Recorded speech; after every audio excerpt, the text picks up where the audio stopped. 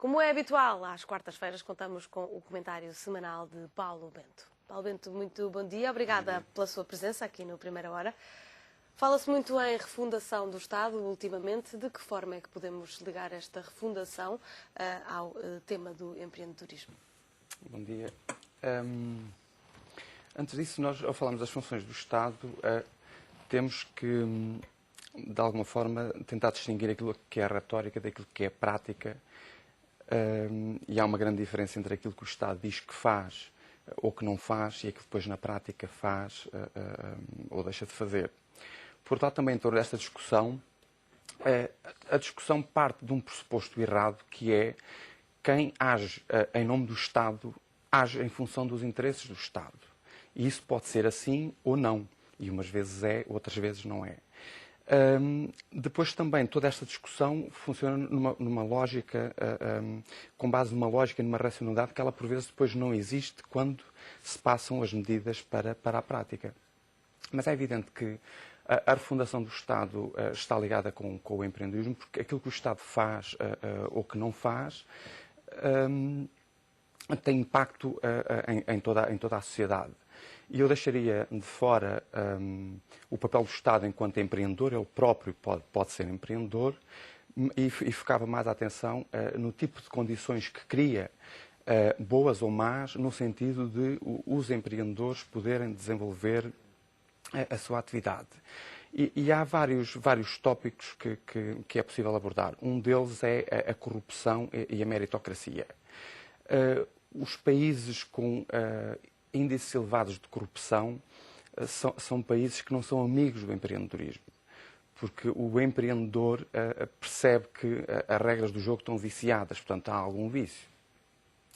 Nós, por exemplo, se olharmos para a situação de Portugal antes da entrada do governo de José Sócrates, do primeiro governo, e à saída dele, vemos, por exemplo, que em Portugal a corrupção aumentou. E, portanto, aumenta e se dificulta a vida do empreendedor. Por outro lado, também, a própria dimensão e a eficiência do Estado também influencia a vida do empreendedor. Porque se o Estado não é eficiente, se há demasiada burocracia, tudo isso torna a vida mais difícil para o empreendedor. A própria dimensão no sentido em que as atividades onde o Estado entra ou aquelas em que opta por ficar de fora, podem abrir o caminho ou, de alguma forma, fechar o caminho às atividades do empreendedor.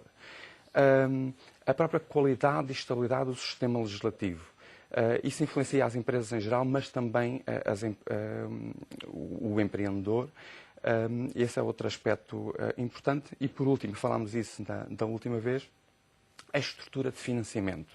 O Estado promover uma estrutura de financiamento eficaz e eficiente para ajudar a atividade empreendedora é fundamental para que ela, de facto, exista. Portanto, neste sentido, e podíamos dar aqui muitos mais exemplos, é, de facto, fundamental existir esta ligação e aquilo que o Estado faz tem impacto naquilo que o empreendedor vai fazer ou não vai fazer. É correto, nesse sentido, afirmarmos que o Estado pode facilitar ou inibir o empreendedorismo? Sim. É interessante a pergunta. Nós, ontem, antes de ontem, organizámos no ISCTE uma conferência ibero-americana e o tema este ano foi empreendedorismo e internacionalização. E eu ouvi lá uma coisa que me deixou pasmado. Um colega nosso, brasileiro, disse que eles, ao fim de um semestre, fazem uma semana, ao fim de um semestre de empreendedorismo, fazem uma semana com os alunos, onde tentam desenvolver alguns projetos.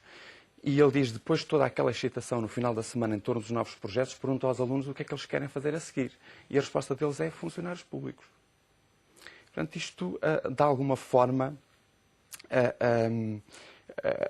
mostra a percepção que, neste caso, os estudantes têm relativamente ao que é ser empreendedor e ao que é ser funcionário público, o que é mais seguro, o que é menos seguro. O que é que pode dar mais trabalho também? Também. Trabalho e recompensa, não é? Os ingleses dizem no pain, no gain. Nós podemos olhar para isto também como a recompensa que os empreendedores têm e o número de empreendedores que nós temos. É como se tivéssemos uma bolsa de empreendedores e uma bolsa de trabalhadores convencionais. E a todo momento há pessoas a saltar de um lado para o outro. Se é atrativo ser empreendedor, a tentação de quem tem um emprego convencional no Estado ou no setor privado para transitar para uma vida empreendedora é muito maior. E se as oportunidades existem lá, isso faz com que aumente o número de empreendedores. Mas também, em permanência, há pessoas que passam da bolsa de empreendedores para a outra bolsa, que é a bolsa dos empregadores, dos empregos convencionais. E o que está por trás dessa alteração de trajeto é a procura da segurança? Essa é uma das razões. Essa é uma das razões.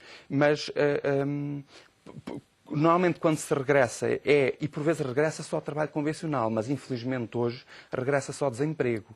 Porque um empreendedor, quando tenta passar de uma bolsa para a outra, quando a economia está a crescer, sabe que, se por acaso falhar, poderá tentar ainda outro projeto, ou mais 2 ou 3, ou então regressa ao mercado de trabalho. Agora imagine numa situação de recessão continuada, aquilo que acontece é isto torna-se muito mais difícil, portanto, torna-se muito menos atrativo. Porque o que é que espera o empreendedor quando ele falha? E a probabilidade de ele falhar é enorme. É regressar ao mercado de trabalho, que não existe, e muito provavelmente hoje é regressar ao desemprego. Portanto, ele deixa-se ficar no seu emprego convencional e não faz este processo de transição. Portanto, isto é um bocadinho a lei da oferta e da procura que existe e o Estado tem um papel fundamental nestes dois processos. Em Portugal é possível detectarmos se o Estado funciona como um elemento facilitador ou inibidor do empreendedorismo na situação atual? Sim, de alguma forma o Estado, vamos dizer, tem tentado, através de várias iniciativas, o Estado tem tentado promover, e já agora os governos de José Sócrates também o tentaram fazer, apesar daquilo que eu disse há pouco. Há muitas iniciativas e, felizmente, cada vez mais se fala. Aliás, estamos na Semana do Empreendedorismo, em Portugal e noutros países. Há imensas atividades a decorrer durante toda a semana.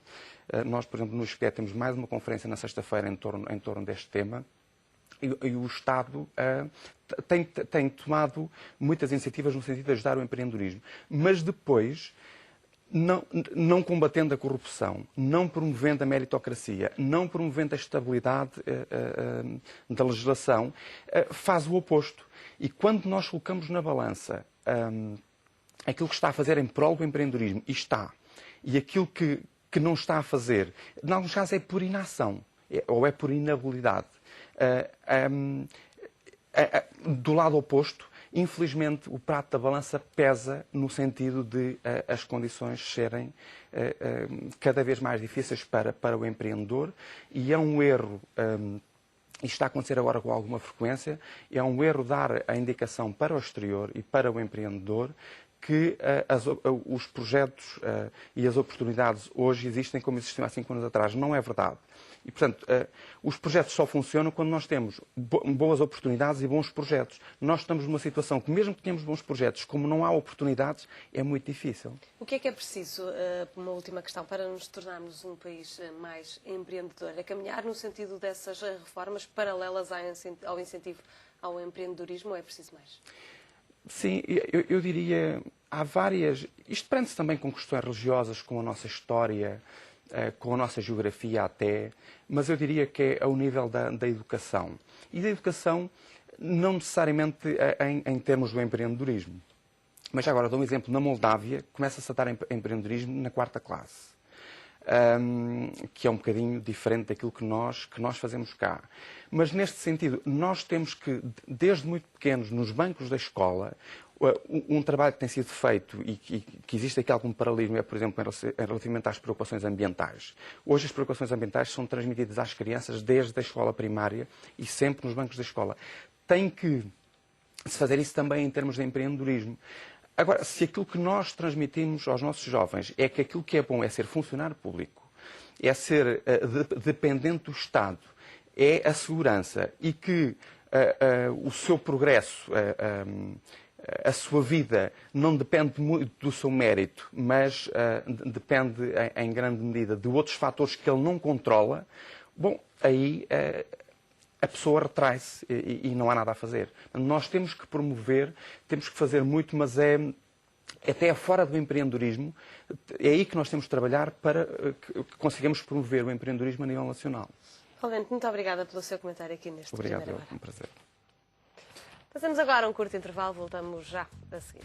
Até já.